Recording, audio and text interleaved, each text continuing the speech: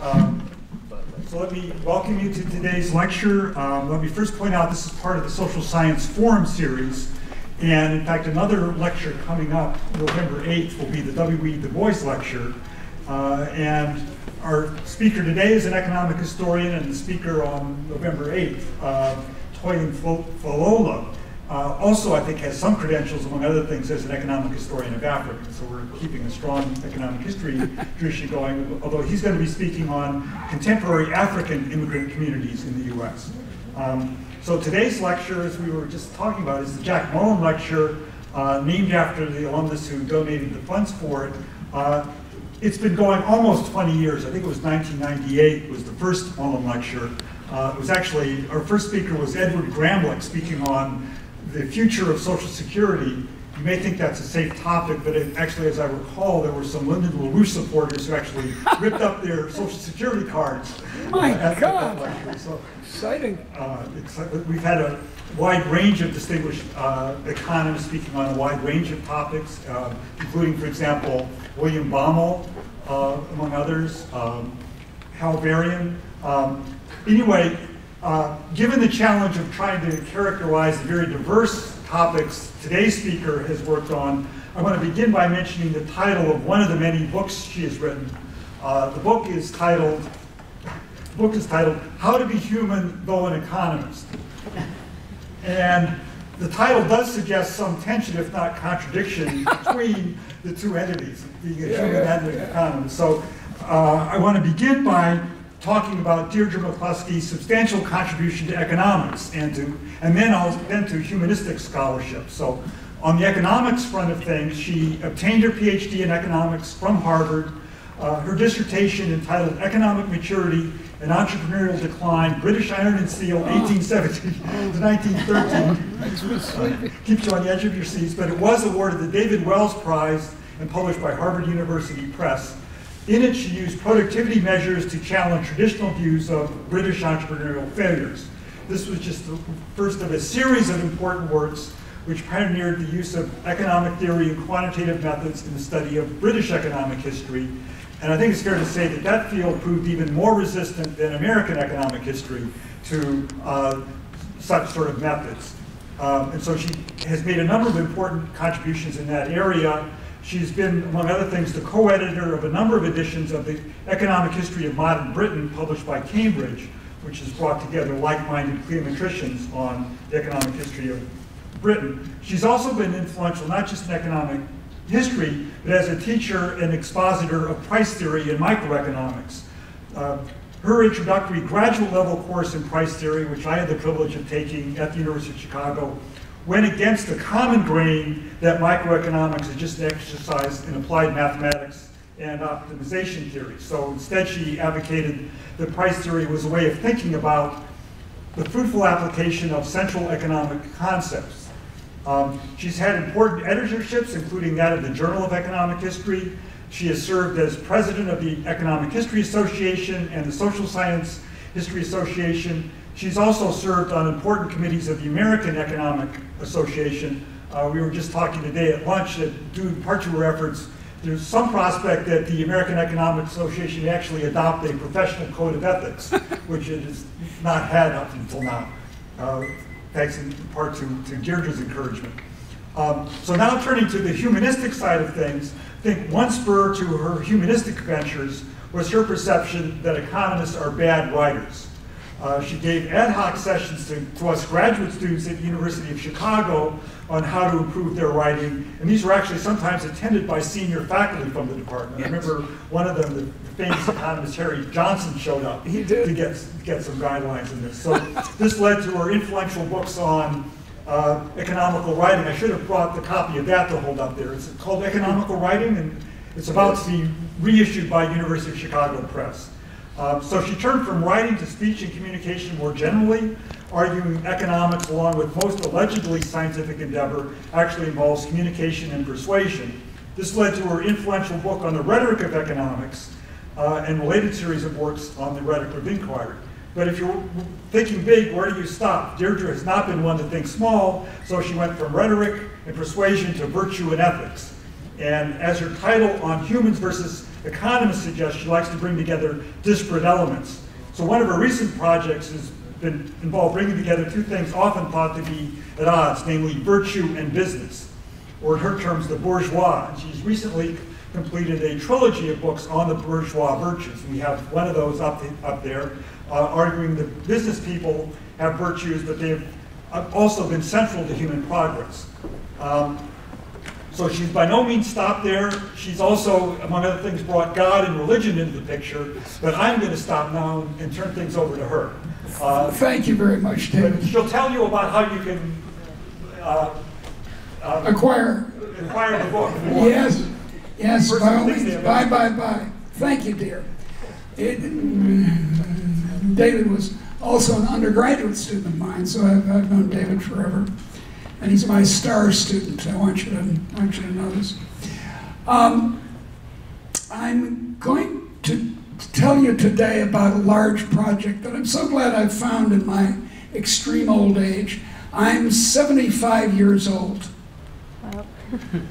No. Good. That's the correct answer. About 10 years ago, I was asked by another woman, how old are you? And I said, guess. And she said, 65. She hit it right on the nose. Unflattered.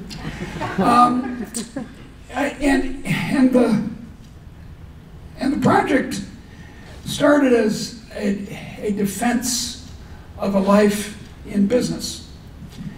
And most Americans don't think you need such a defense. But if you're in academic life, you might see that you do. And in the journals of opinion, high-level journals of opinion, there's a lot of hostility to the business world. And as an economist and a historian, I thought it was kind of silly, that's all, kind of childish. Because after all, we take advantage of the projector. Well, actually, this is one of my favorite examples of advanced dropped ceilings. Sure, very easy technology. There's nothing very complicated about it, and yet you can put all the nonsense up there, but you can easily get to it. So that's where my project started in the early 90s. I thought of the bourgeois virtues, by which I mean the virtues exercised in a commercial society. That's all it means. And so the virtue of courage, which in an aristocratic society would be battlefield courage, would be expressed in a commercial society as enterprise, all right? Opening a hairdressing salon in a neighborhood that you think needs it is a tremendously courageous act. And the woman who does it is putting her heart and soul into this small business and taking a tremendous chance with her life and her self-esteem. And that's as bold a move as some fancy financial trick at the heights of the economy. And in any case, it's pretty clear that our economy, and I knew this in the early 90s anyway, always, depends on this virtue of enterprise. So if we sneer at it all the time and say, oh, that's easy, it's easy to think of where to put the hairdressing salon or what new technology to use for dropped ceilings. Any fool could do that. The hard thing is to read Derrida. I'd want to dispute with such people having read Derrida. And so my first volume that finally came out of this trilogy that I've written, called The Bourgeois Era, was called The Bourgeois Virtues, Ethics for an Age of Commerce. And my tool for making the point that the bourgeois virtues are simply the virtues of human societies, finding expression in a commercial society, is known as virtue ethics in the Department of Philosophy. It's not Kantian, it's not utilitarian, utilitarian being what most of my fellow economists think is the only way to do what's good or bad. It's to speak of particular virtues and the libraries of human reflection behind each of them. Courage, temperance, justice, prudence. Prudence, by the way, economics is the science of prudence. That's part of the library. And then there's the so-called Christian virtues, not practiced by Christians, I must say, very much, but they talk about them a lot. Faith, hope, and love, and the greatest of these is love. Faith not being necessarily defined in religious terms, but as identity. And hope as being not necessarily hope for salvation, but having a project. And love, well, love is love. It's the attachment to your dog. On the one hand, I have a dog named Will Shakespeare, who's the love of my life, or attachments to baseball. I'm a Cubs fan, so I have a particular attachment to a particular object of my love, and or to science, or to truth, or to God. So these virtues, you find them in the West, as I said, attached to the four cardinal classical virtues that I mentioned, and the three Christian or theological virtues, a total of 7. They're a pretty good philosophical psychology, as I argue in the book that finally came out. They're not too bad. It's not perfect, but it's fairly good. And you find them all over the place. You find them in Eastern thought, in the great East Asian thought, in the great traditions of Confucian philosophy. It's not just 1 or 2 books. It's hundreds of books. It's a whole library of books on the virtues. You find them in South Asia, in the traditions of Hindu and Buddhist thought. In other words, you find virtues in philosophy, talk of virtues, but also in literature and in movies. My favorite single example of this is Groundhog Day. If you haven't seen the movie Groundhog Day, tonight see it. It's a great movie. And it turns out to be a deep reflection that the best life for humans is the good life. Not the rich life, or that sense of the good life, but the virtuous life. So I was defending capitalists and capitalism, if you want to talk that way. I hate that word. I think it's completely inappropriate to the economic history and understanding of our society, but let's use it for a moment. That's how I started out.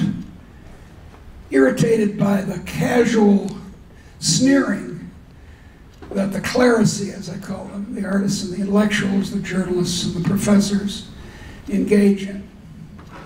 I didn't like this. Now, I had been a Marxist myself. I've been everything. I've been everything, I'm telling you. I shouldn't use that phrase because Donald Trump does. So I've been on the left, and I know its attractions. But then I gradually, slowly drifted. It's not really a right word, because I've not ever been a conservative. I've never voted for a Republican. But instead, drifting in a liberal direction, in the correct and old sense of a person who believes, above all, in freedom and wishes to encourage human dignity. So that's where I started in the 90s. And then I realized that what I actually could do and wanted to do with this, this machine I was starting to develop, is to explain modern economic growth. Because once you decided that it's not true that though you gain the world and lose your, you lose your immortal soul, once you've realized, once you've convinced yourself and the world, we hope, that being an active person in an economy is not intrinsically corrupting. It can be corrupting, but so can be being a member of a socialist society or a member of an army or a priesthood. Those all can be corrupting, those various forms of life, and so can participation in the market. Be careful, kids. It can corrupt. You want to have an attachment to the transcendent, to a purpose in life. You don't have to worry about it right now.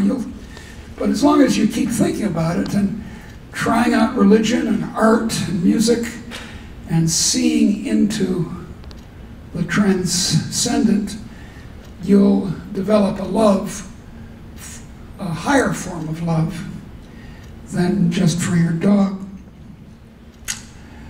I saw that once you've satisfied yourself on that score, I mean, look, honestly, I tell you, if I had concluded that the economic life destroyed your immortal soul, made you an evil person, I would not be in favor of economic growth. I would be against markets. I would flee from them and preach to you that you ought to flee from them. But that's not what I concluded, because I don't think it's true. I think it's very far from true. So, virtues. All right, now, what is the explanation of how we've done so well materially and spiritually since the 18th century, considering that it's not been a spiritual disaster? Well, that's the question. That's the great Adam Smith. Now you'll observe that I always cross myself when I mention Adam Smith. The great Adam Smith wrote a book in 1776, The Nature and Causes of the Wealth of Nations. And that really is the central question of economics and is terribly important in any piece of modern history. If you're doing Roman history, you might want to know why Rome didn't have what I call the Great Enrichment. But that wouldn't be the center of your concerns about the Roman economy. Whereas anyone who looks at what's happened in the last 2 centuries, first in Holland, my beloved Nederland, and then in Britain and the North American colonies, and slowly in other parts of northwestern Europe, and then more widely and widely and widely in spiraling gyres. Till now, 40% of humankind, China and India, have been growing for decades in income per head at over 5% per year. So that's what I'm trying to explain, how we got so rich.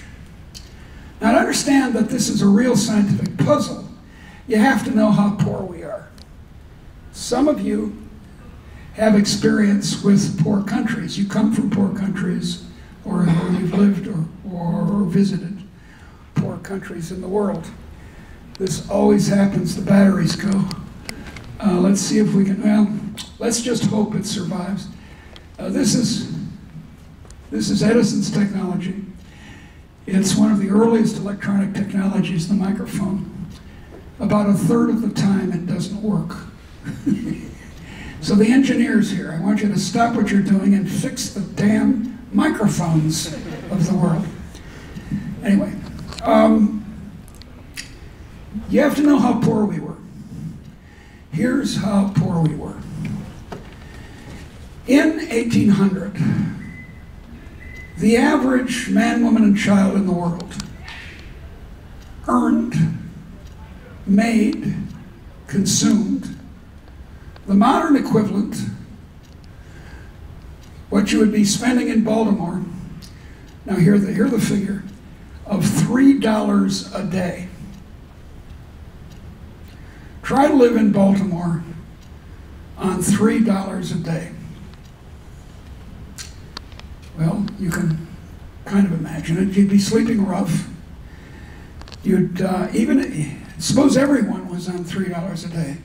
Then everyone would be sleeping in crummy little huts, and their food would be inadequate, their health care would be zero, their clothing would be worn out, etc., etc. Right? So $3 a day. Now, think, oh, that's impossible. How could you live on $3 a day? Well, people still do. In Niger, which has been in the news recently, people live on $3 a day. This is not uncommon. And my point is that in human history, it was common. It was our common existence until around 1800. And then there is this astonishing, uneven, but eventually affecting most people, increase. Now, the size of the increase varies from place to place, but it's converging slowly on a world in which the whole world will have an American standard of living. That's coming. Not in 300 years, but in 50 years. And how far? You know, it's like the late night jokes. How far has it come? It's come from $3 a day on average for the world, for every man, woman, and child in the world. In real terms, here, this is correct. You know, this has nothing to do with inflation or anything like that. It's real income, we say in economics. The average in the United States is $130 a day on the same scale. The average in Japan is about $100 a day. The average in Italy is about $80 a day. This is an amazing change. This is transformative. In China, now in mainland, what you used to call Red China, but in China, it's now about $30 a day. The average in the world now is $33 a day. I'm about to go to Brazil. I've been there before. I'm about to go to Brazil if by a miracle I can get through political arm twisting and sweet talk, my Brazilian friends can acquire a visa for me by next Wednesday. We will see. But Brazil is about the world average, $33 a day. So if you want to have a vision of what the average is, and by the way, this is all the same prices, $33 a day was about US national income in 1940.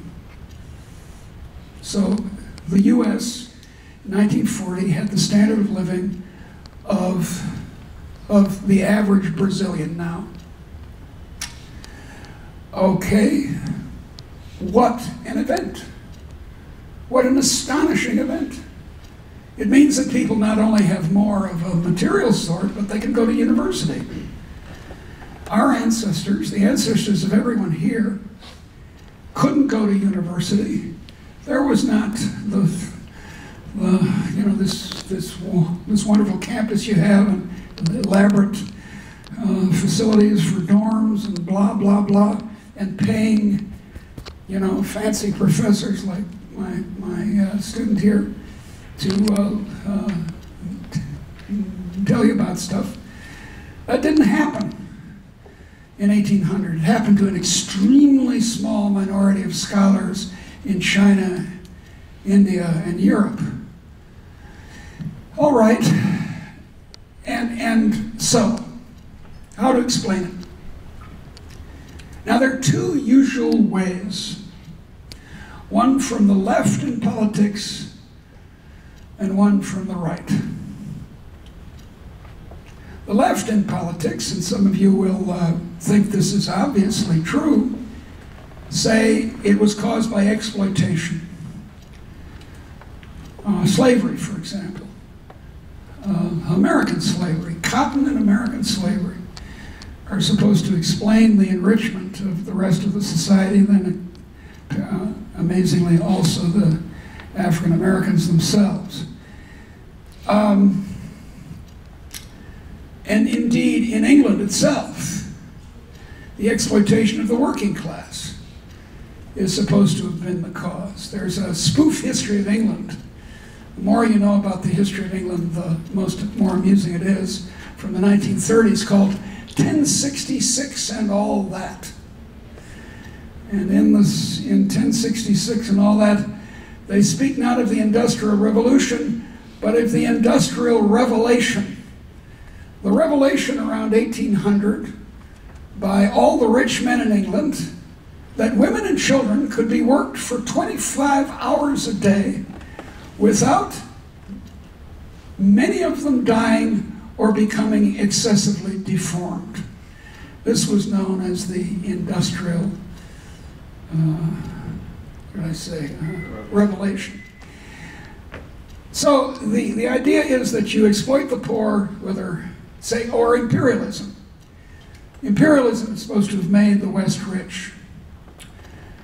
And this is a standard item in my former Marxism, and it's just there. It doesn't make any sense on a number of grounds, which I go into in some detail in the books, the 3 books. The essential problem is that the magnitudes are too small. Let's take the case of India, the jewel of the British Empire. Ah, yes, the British got rich because they exploited India. Well, actually, that's false. They didn't exploit India, for one thing. They didn't steal from India. They traded with India as a free trade nation. To the extent that they directed sales of railway locomotives and so on to Britain itself. This is a minor advantage because if they had bought French locomotives, they would have been maybe a little better off, but not much, the Indians I'm talking about. So the amount of exploitation is very small. The trade with India, the large, was nothing like the trade with France at the same time. And altogether, the whole magnitude doesn't look right. And in any case, stealing from people is not a good business plan.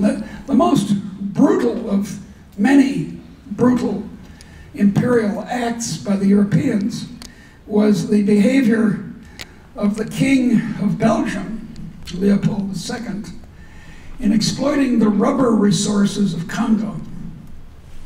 And this was truly horrific. I can give you all kinds of appalling details.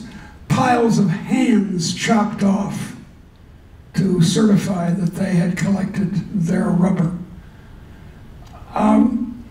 But you say, ah, yes, that's why ordinary Belgians were better off. After all, they're exploiting the Congolese.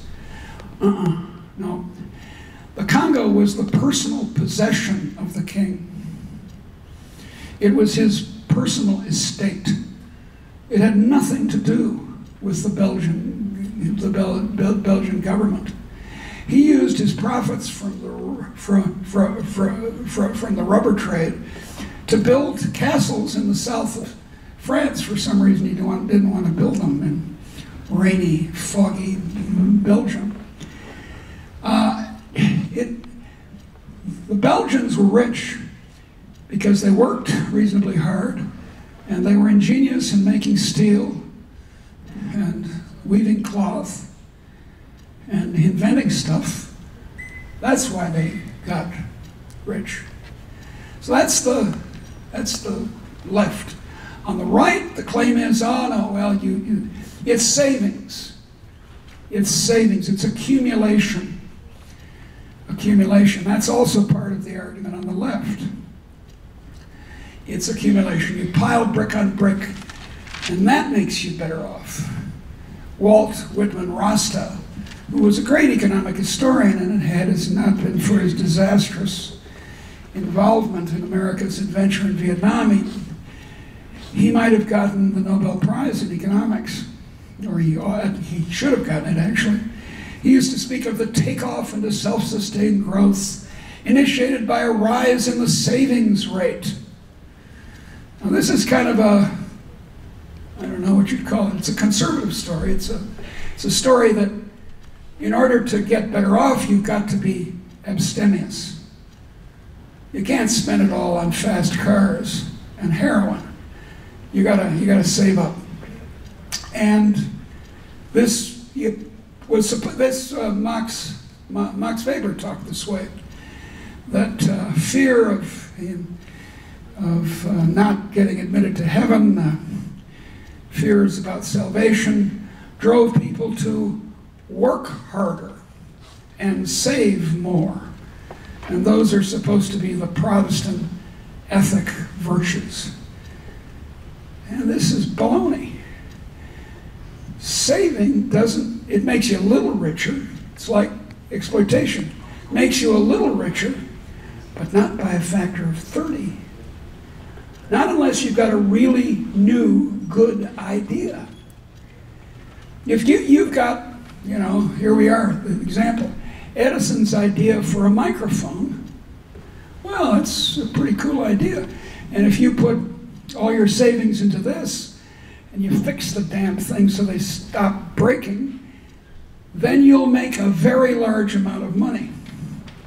But in the meantime, your college roommate saves the same amount and invested in fruit float or some other economic failure. So on average, people don't become immensely wealthy by, having a passbook savings account. That's not how to become really rich. Become really rich by being clever, by thinking up something new, by finding a $100 bill on the floor, so to speak, of invention. So you immensely raise, well, there are examples all around us. I mean, take a look at your smartphone. Think of all the things it does. It's a tape recorder. Well, once you needed a tape recorder if you wanted a tape recorder. Now you don't. I just learned to use, now this is shameful. I'm appalled. I admit I'm practically crying. I only really learned to use Uber yesterday because I had to get around various places in Washington. I know it's idiotic. Your parents are this way too, dear, so don't laugh.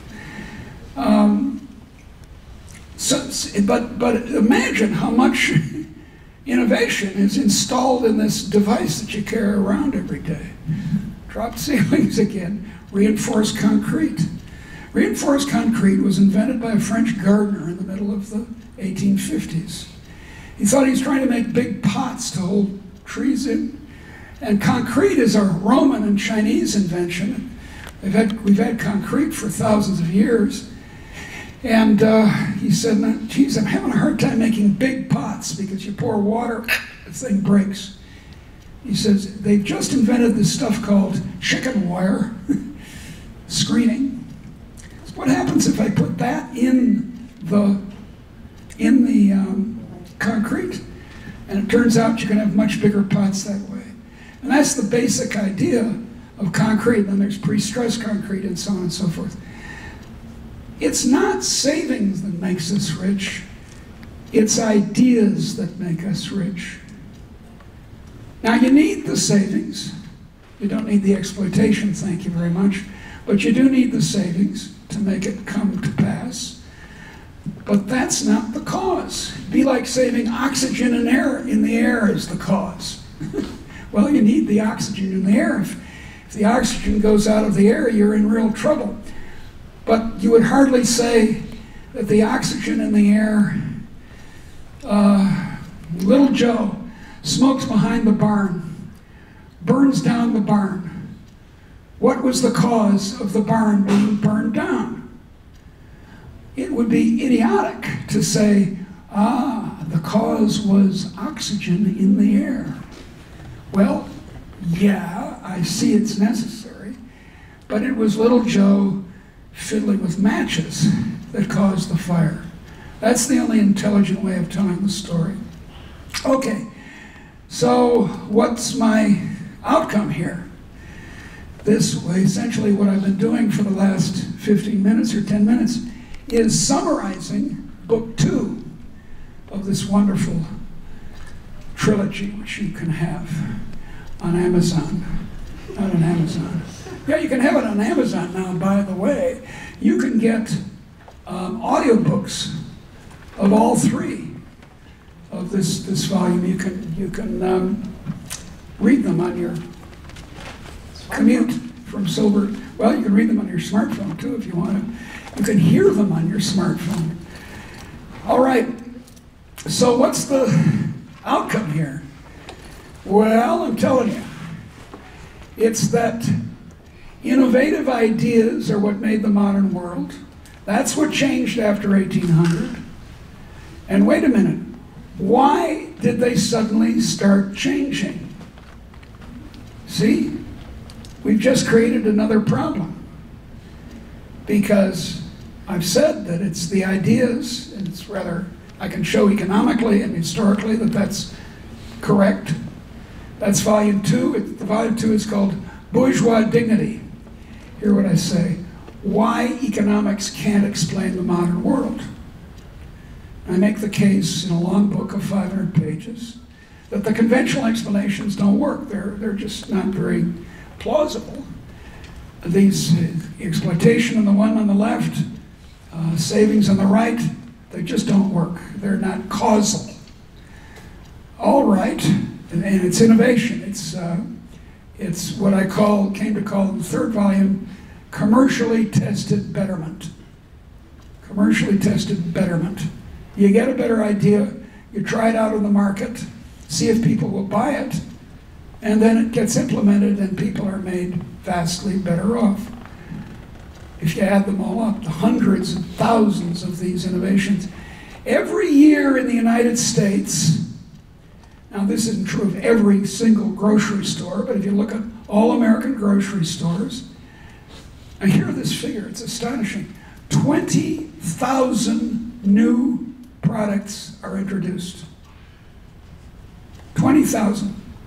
Now, 99.99% of them don't survive into year 2 or year 3. But eventually, some of them do, and we gradually change what an American grocery store has in it. So there's this innovation that's going on, this turmoil, this churning, what Schumpeter called, in an alarming phrase, creative destruction. That's what made us rich. But then why did it start suddenly in 1800? I'm a historian. I believe in getting the historical facts lined up correctly. If it's so easy to innovate, why didn't the cave people innovate? Why didn't Rome innovate under the good emperors? Why didn't China succeed in having a great enrichment in the Song dynasty in the 13th and 12th and 13th century? Why not? Why not? Why not the Ottoman Empire? Why not South Asia? What's going on here? Why suddenly in 1800? If in Europe, if there's supposed to be something special about Europeans, there's not. But if there's something special about Europeans, why not in, I don't know, as I said, 1300 or 1500 or 16? It doesn't happen until 1800. Why? The answer, I think, is in a word: liberalism. Liberalism. And I don't want you to think of the word the way we use it clumsily, or foolishly, I think, in the United States, to mean anyone on the left. Liberalism is left-wing. Is against liberalism and conservatism. That's not how you want to think about it. I want you to think of liberalism as free markets and free people having a go in free markets. Now, my claim is that the introduction of liberalism is what made us rich by bringing more and millions and millions and millions of people allowed to have a go, allowed to try out stuff, allowed to take their investments and fail. Now understand, one history of the United States, an optimistic history, which I would say has a lot to be said for it, is of the gradual fulfillment of the promise of the Declaration of Independence. When Thomas Jefferson, that driver of slaves, said all men and women, dear, are created equal and are endowed by their Creator with certain rights. Among these are life, liberty, and the pursuit of happiness. He wasn't inventing this idea. It was in the air among advanced intellectuals in Europe at the time. Voltaire to Mary Wollstonecraft, lots of people were saying this.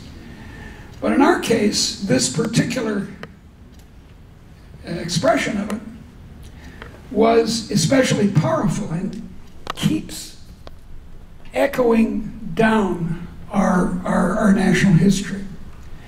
And there are subsequent re-expressions of it, such as the Gettysburg Address. And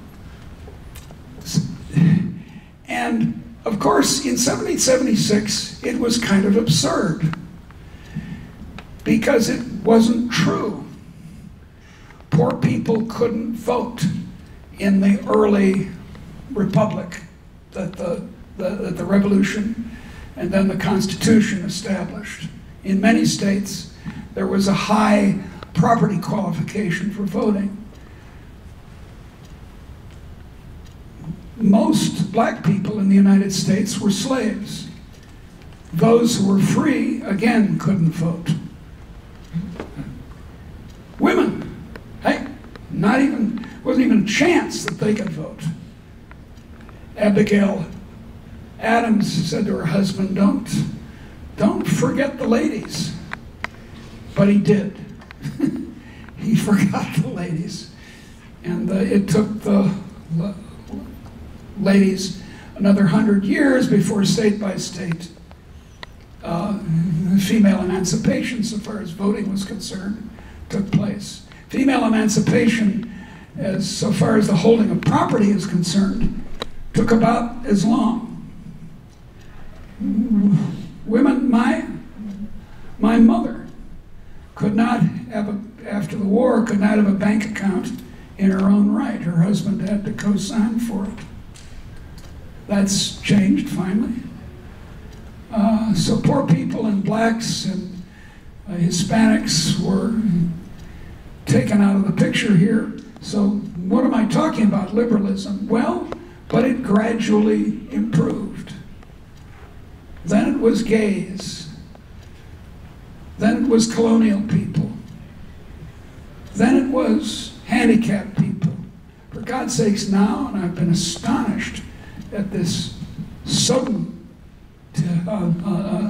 tipping point in American opinion, it's transgendered people. I'm just amazed by this. And so it's gone. So gradually we've gotten closer and closer to a Walt Whitman ideal of the democratic, flourishing, liberal country. So that's, you can see how powerful this is economically. When it's really true that you're not being held back by hierarchy, your husband sneering at your poetry or something, as my father did towards my mother, when people aren't putting hooks and chairs in your way, when indeed they're encouraging you to have a go, and you do, you will often fail. But if you're an American, you'll have this loony optimism that we Americans tend to have, not as much in Europe, but this loony optimism that, oh yeah, the American dream is available, as Obama says, to everyone who works hard, and go to it, kid, try again. If at first you don't succeed, try again, blah, blah, blah. And that's very good for all of us. Because it means that there are millions of people trying to improve themselves by educating themselves, by finding a new job, by opening the hairdressing salon I was talking about, by inventing a new kind of automobile. That's how progress happens. So the question is then, and I've now merged into the third book. As you can see, the third book is really thick. You can't see it unless I turn it sideways. See, it's 700 pages. Great stuff. I was going to do 6 volumes, and then I had got it down to 4. And then I said to myself, wait a second. A trilogy might be considered somewhat self-indulgent, but a tetralogy is an abomination. So I forced it all into this last volume. We're talking now about the issues of the last volume. What does liberalism have to do with it? Where did the liberalism come from? My answer is not that it came from some deep European superiority. That's not part of my story. It's a quite common story in Europe, but rather unsurprisingly. It's we white people who are better than everyone else. It's because we have common law, and we've had it all this time, and that makes us smarter, and you people are a bunch of jerks. That's kind of the standard line of Eurocentrism, and it's silly. It has no historical basis, no economic basis, no cultural basis. Stop saying it, it's stupid. What is true is that accidents, since the Protestant Reformation, since 1517, have gradually worked out to give people the self-confidence to have a go. The Protestant Reformation itself emboldened sects like Anabaptists and later on Quakerism, in which the administration of one's religious life was one's own responsibility, not the responsibility of a bunch of popes and priests. And that was not the doctrine of salvation, I think, was what was important about Protestantism. It's kind of the organizational matters that were important.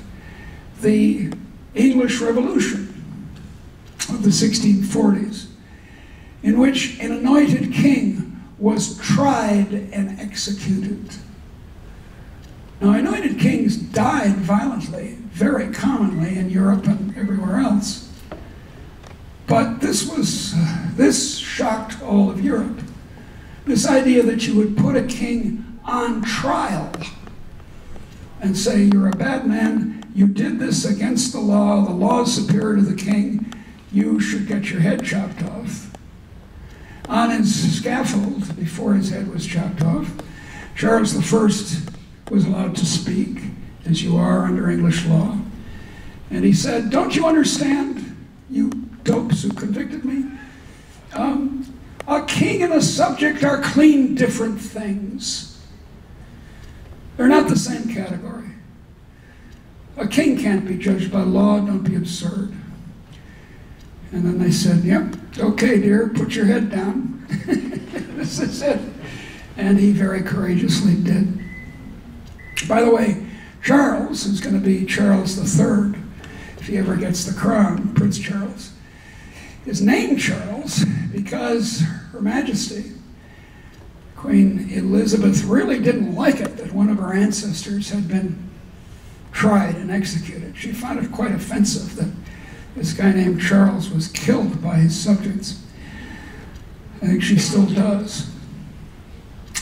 So, the American Revolution, the French Revolution, the Dutch revolt against Spain, the so-called 80-year war ending in 1648, all of those turned out as they did in a way that inspirited people, that made people feel equal to each other, that made them feel capable of having a go. Now, all of them could have gone the other way, but didn't. And all of them could have happened elsewhere, but didn't. And certain accidents in the history of China, if you were a betting person in 1492, and you knew there was going to be this factor of 30 or whatever in a few centuries, this amazing change in income per head, you would have bet the farm on China. In 1492, you'd have to be crazy to bet it on this quarrelsome, ignorant corner, violent corner of the Eurasian continent. So that's my tale. It's ideas that made the modern world. It's ethics. It's rhetoric. It's how we talked about each other. It's not materialism. Matter is necessary, but it's not the crux. The crux was a change in the attitude towards the bourgeoisie. I call it the bourgeois revaluation anyway. A change in how we thought about markets, innovation. The very word innovation was a bad word until the 19th century. If you look at the Oxford English Dictionary, the successive quotations of the very word, it's always, oh, don't innovate, my God, oh, that's scary, that'll change the hierarchies. That'll upset the balance. The world turned upside down, oh no, oh no. It's only by the 19th century, and then even now we are obsessed with innovation, we love it. We have innovation programs in business schools and so forth. And when we innovate in the arts and the sciences incessantly, sometimes pointlessly, I have to say, but incessantly. So that's my story, dears. It's the spirit, rhetoric, ideas, our words. That's what made us rich. Thank you very much.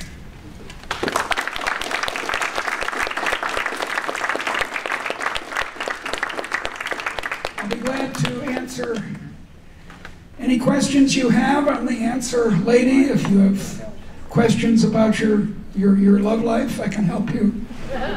Anything.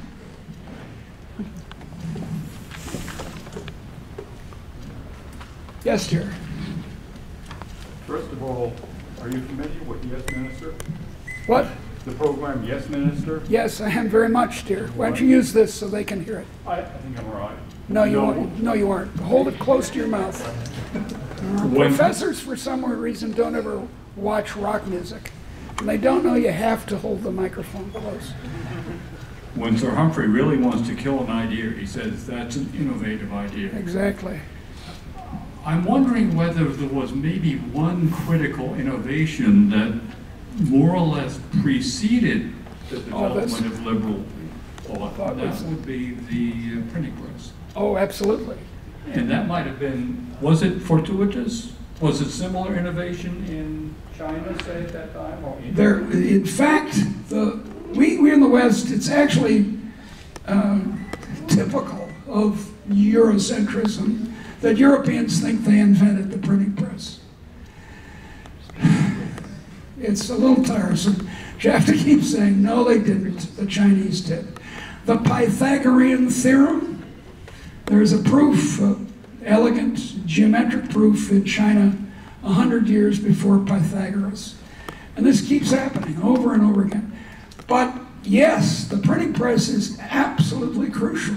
I mean, how people think. As the internet is now, absolutely crucial in our social and economic world. Oh yes, but here's a nice interesting fact.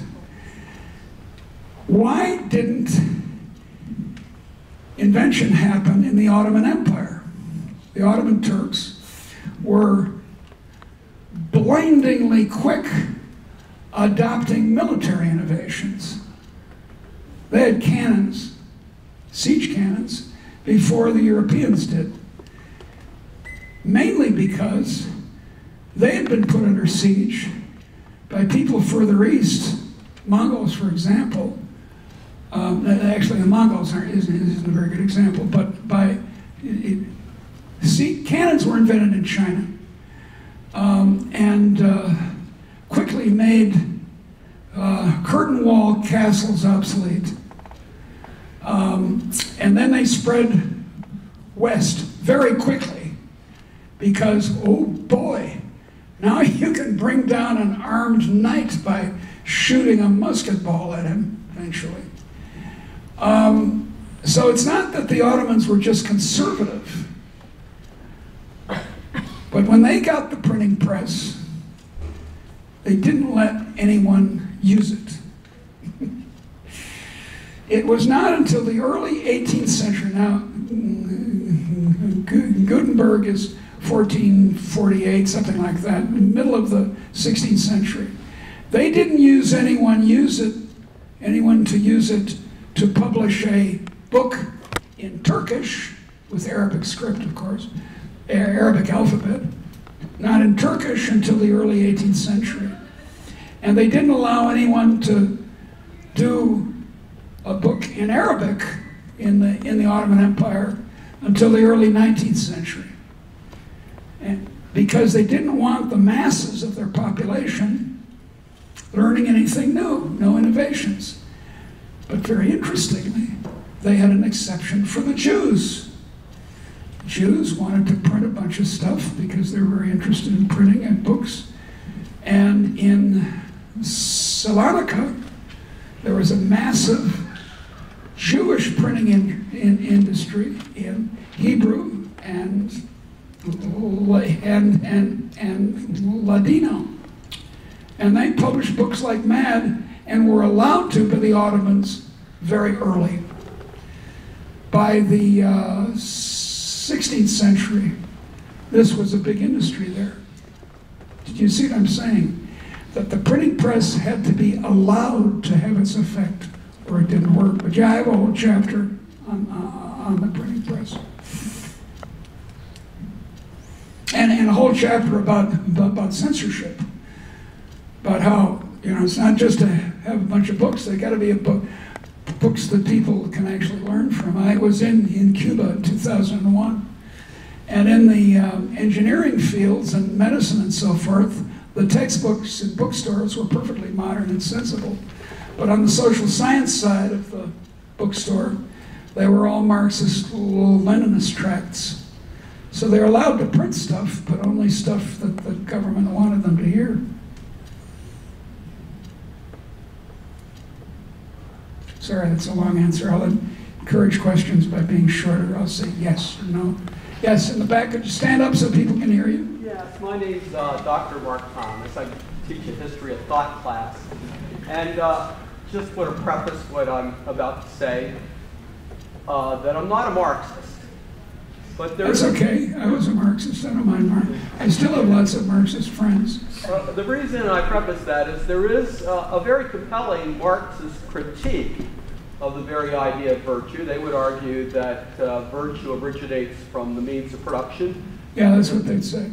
Or what we'd say. Yeah, yeah. And that ownership over the means of production, whether it be like a Native American in the Midwest, and sure. during the time of the tribes, the best hunter yep. is sort of held to the highest standard of, or granted the highest standard of virtue, and then, maybe in the medieval period it would be the knight or the clerk. That's right. And then I go through this in some detail in these books. And then the bourgeois, right? Bourgeoisie. The bourgeoisie, of course, it's commercialism and capitalism, and they are granted the highest measure of virtue. So finally, so it's not their argument would be that it's not really liberalism; it's production and ownership. How would you respond to that as an alternative? Because in history, as you know, results have to follow causes, not precede them.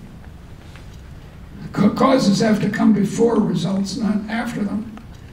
And the change in attitude towards the bourgeoisie happens before the explosion of innovation after 1800. And in the third volume, which is called Bourgeois Equality, How Ideas, Not Capital or Exploitation, Enrich the World. You just heard a short explanation of all that. And the enrichment didn't happen till 100 years after the change in ideas about the bourgeoisie. In, say, 1680, England was still, England now, I'm speaking specifically and precisely, England was still virulently anti-bourgeois.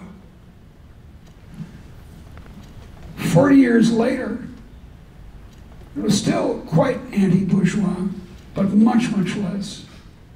And I give a lot of evidence that this happened about then. It's around 1700 that attitudes change. In fact, you can attribute it to the Dutch. Willem van Oranje comes across and becomes a William and Mary. And they start a Dutch central bank. They get a Dutch national debt. They get a Dutch exchange, a central stock exchange. They get Dutch this and Dutch that. Having fought 3 wars with the Dutch, they were just tired of it. And the miracle is they didn't adopt the Dutch language. My joke is that the English became Dutch in the 1690s. And this is kind of a joke, but it's also kind of serious, because there's a shift towards a business-admiring civilization. Now, this happens with much more alacrity in Massachusetts than in London, but it happens in both places.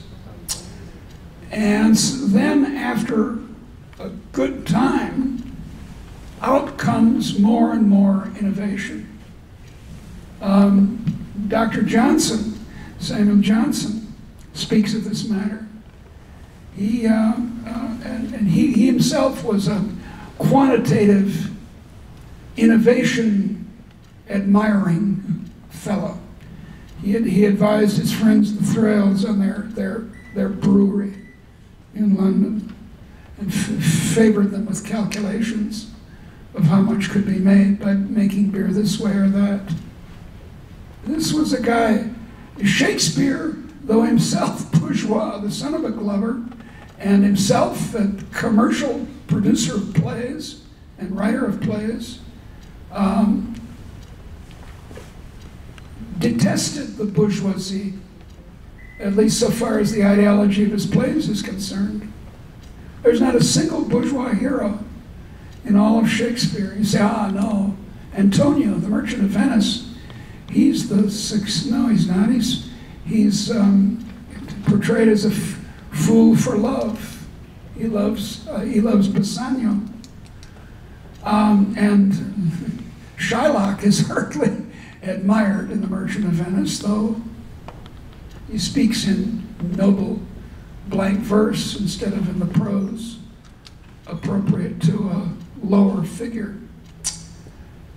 So there's a big change. You go from Shakespeare, my beloved Shakespeare, to my beloved Jane Austen, and it's palpable. Within a couple of centuries, England has become a society wholly open to innovation, to commerce, to foreign trade, to free internal trade. And that's liberalism in its economic aspect. Yes, dear. So stand up so everyone can hear, that's all. So you spoke about virtues with respect to entrepreneurship, I did. and courage. And I just wonder, are they consistent with what I guess medical research has said about human nature when it comes to? Who has said? So there's been research in the past 10 years talking about how that entrepreneurship, especially with respect to finance, it stimulates the same centers of the brain that deal with cocaine addiction and other types of Yeah, well, no, I don't find this kind of argument very plausible. I'm not insulting you, I'm insulting the people you're reading. I don't think research in the last 10 years can shed much light on the permanent questions of human existence.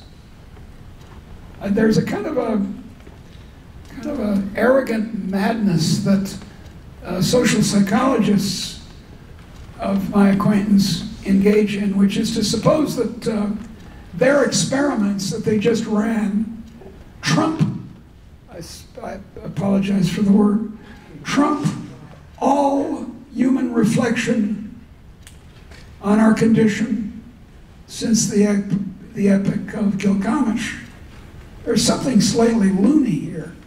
You mean Sophocles had nothing to say about it? Greed is universal. Greed has implied is, if this brain stimulation makes sense, and I don't see why it wouldn't, that's been happening in every society in the world since the caves. There's nothing peculiar about the greediness of the last 10 years, of the last 20 years. It's not just people on Wall Street who are greedy. You're greedy when you look for a bargain on a dress. You're just as much an entrepreneur as the person on Wall Street is. So there's nothing weird about this. Look, we're in the hands of a narcissist, a clinically insane narcissist is our president. But come on, what's new about that? King Lear was a narcissist, right? How else would you describe it? We've been thinking about this kind of issue of what the results of madness in monarchs is since the beginning. And we have much more to say about it if we use the mind scanning equipment called the humanities than the brain scanning equipment that says, aha, you see it's located here.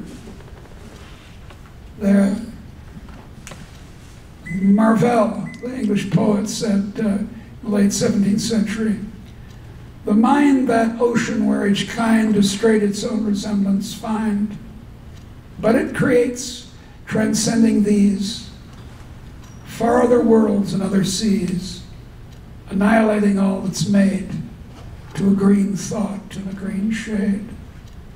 He was making a decisive point against brain science, some 300 years in advance of brain science. Yes, dear, stand up. Yeah. I guess I'm just looking for clarification on what you said about the Congo. Read the books, that'll clarify it. Okay. Well, maybe. Still better buy the books. Buy them. I just wanted to see what you meant about, I guess King Leopold and his exploitation of the Congo, because it sounded like you said King Leopold was the only person responsible and the Belgian public was not complicit. No, the Belgian public had nothing to do with it. But that they had this greedy nutcase as a king was something they might have done something about, but they didn't. Yeah, so exactly. To that degree, they're complicit. But yeah. So is the British Navy, which allowed rubber from the Congo, collected in this appallingly brutal way, to be shipped elsewhere. They could have blockaded it, as some decades before they had highly virtuously blockaded the slave trade.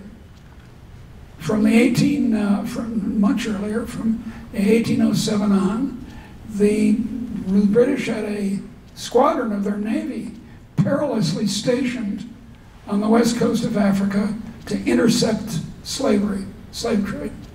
Well, they could have done it, but they didn't. So there are lots of, I guess, if you look at it that way, lots of people to blame. But it's like the boy behind the barn.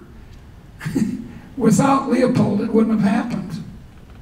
Without this absurd, immoral exploitation of his personal possession, Congo, it wasn't a Belgian national crime. So it's like the Eichmann thing where... Iceland? Eichmann. Adolf Eichmann. Eichmann? What the hell does it have to do with Eichmann? Well, he defended himself by saying that... Oh, come on, dear, that's silly. The king was in charge. It's like... I know, that's... Your argument is like not blaming Hitler. No, Saying, oh, Hitler, he was bad, but, you know, really the Germans should have stopped him. No, I'm comparing the argument kind of like in reverse, because like Eichmann said that... Yeah, I know what Eichmann said. I've read the book. If he'd never had like gotten the position, it still would have happened. I know, but I know. Yeah, that's what he said. Yeah, what did she say about it? The banality of evil. Yeah, I get it, but that's got bugger all to do with the Congo. Now there were other people involved. There were other Belgians involved. I admit that. The Belgian army was involved, and, as I understand it. But I don't know quite what your point is. I just wanted to see if you thought that or like to what extent, like how complicit like the Belgian public would have been. And I guess I should have said, okay, zero. I should have said like including like the army. But well, that's another matter. They're not they're the servants of the king. Yeah. So I was just wondering if you thought the king was like the sole. Well, he didn't go out into the jungle and force people to do it. But without him, it wouldn't have happened. Of course not. It wouldn't have happened. Thank you. I mean, without this, if he, well, for example, suppose he had to turn over his profits to the Belgian treasury. You think he would have been as enthusiastic about chopping hands off? I don't think so. So, you know, let's get some moral responsibility here if we're going to get serious about this and not kind of smoosh it over and say, well, the Belgian people were involved and the Chinese, they could have stopped it too by sending a Chinese junk to the Congo. I mean, yes, oxygen is needed for the fire of the barn, but Joe caused it.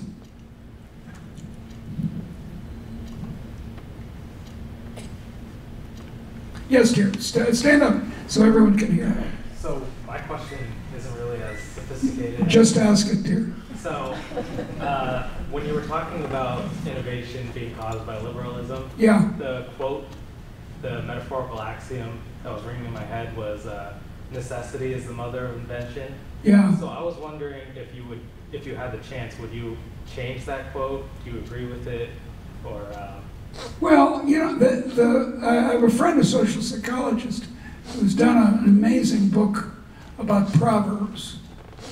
And he points out that proverbs in all languages, Dutch or Italian or English or whatever, will often come in pairs. Too many cooks spoil the broth.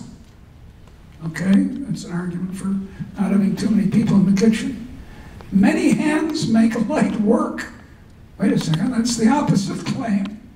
And he says, look, we have these pairs because we use them to think what the possibilities are, that's all. They don't answer the question. They contradict each other. Come on. But, so, yes, necessity is the mother of invention. But, you know, a stitch in time saves nine. I mean, if necessity were the mother of invention, we would have had the great enrichment around 200,000 BCE, because we really needed it then. Or, I don't know, with the invention of agriculture in 9 different places in the last, actually between 10,000 and 5,000 years ago. Because then we got we first got rich from agriculture, and then we got poor because we were all peasants, and there was this guy with a sword who'd come around and steal it all. As Mansur Holson said, a stationary bandit.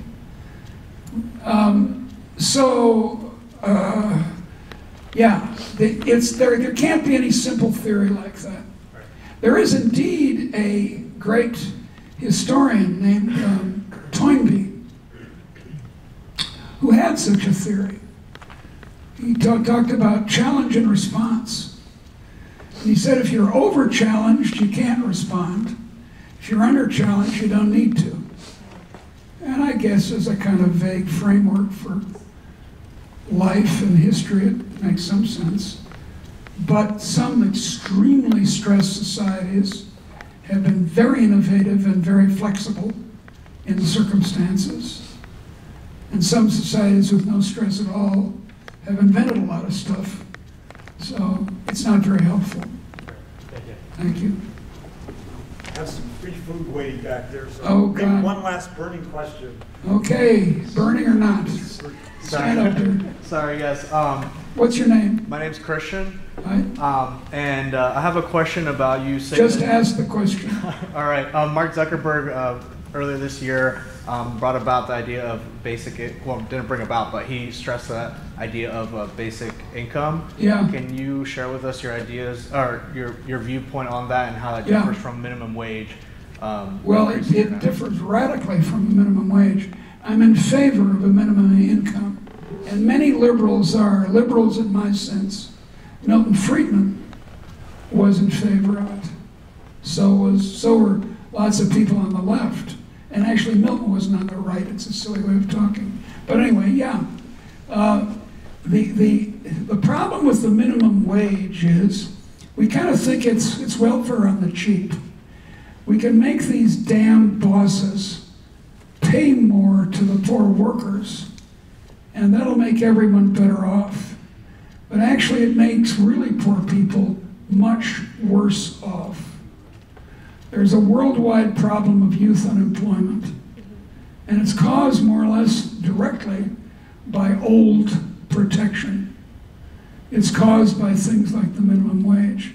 In South Africa, there's a high minimum wage, which COSATU, Congress of South African Trade Unions, fiercely defends, and it's part of the government. It had an honorable role in the struggle against apartheid, so, you know, I get it. But it's a way of protecting lower middle class trade unionists from really poor people, the competition of really poor people, by actually a minimum income. What the government does is it gives very poor people a tiny income subsidy so they can sit in huts out in the country in KwaZulu-Natal and not do anything. And it protects the trade unions with a higher wage. There's a grave danger from the minimum wage and other interventions like this. There's a very good book by a man named Leonard, which you ought to read, about the role of economics 100 years ago in the coming of the minimum wage. And it came under American progressivism, state by state, and then eventually federal.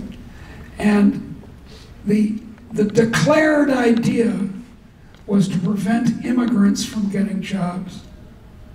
That is, very poor people from Eastern and Southern Europe were flooding into the United States in the view of these idiots and evil idiots, and they wanted them to starve and go away.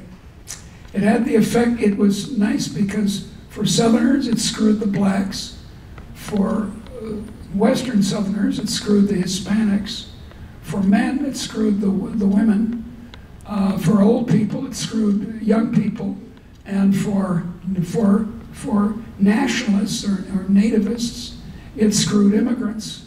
So all the people, we white Anglo-Saxon Protestants,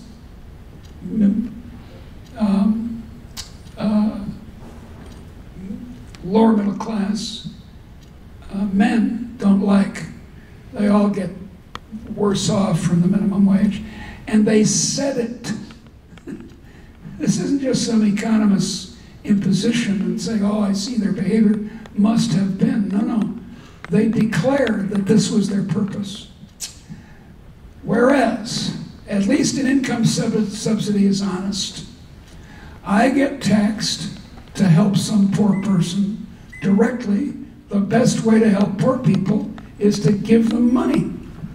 I'm very much in favor of that. And then leave them alone.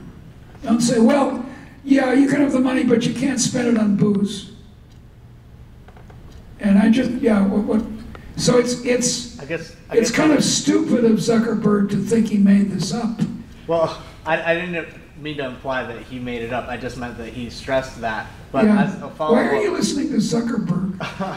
well, What is his claim to intellectual power? well, you're probably a big fan since he's so innovative.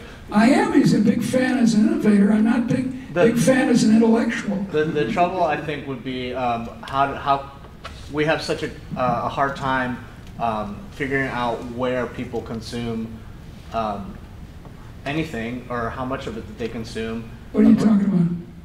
I'm saying that, yes, if it's the best thing to do for a poor person to give them money. Yeah, it is. But how do Then we, leave them alone. Yeah, but because the market will take care of that. It will. But how do we know where they're going to spend that money?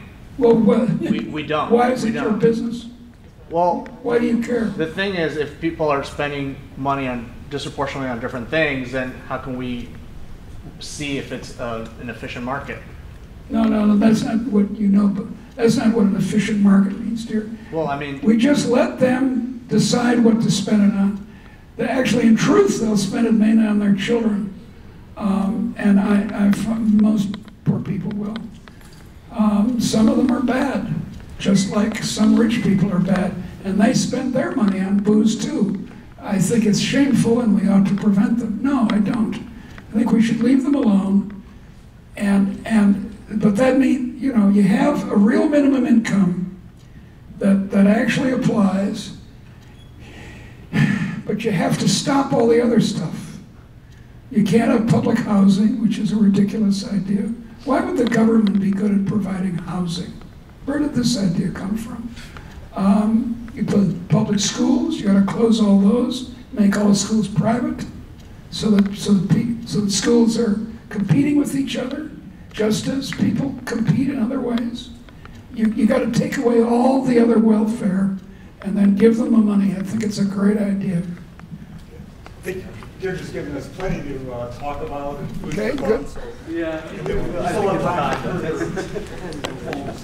Okay, but let's focus on my ideas and my books, and in any case, buy the books, because I'm not just an all-purpose Milton Friedman substitute.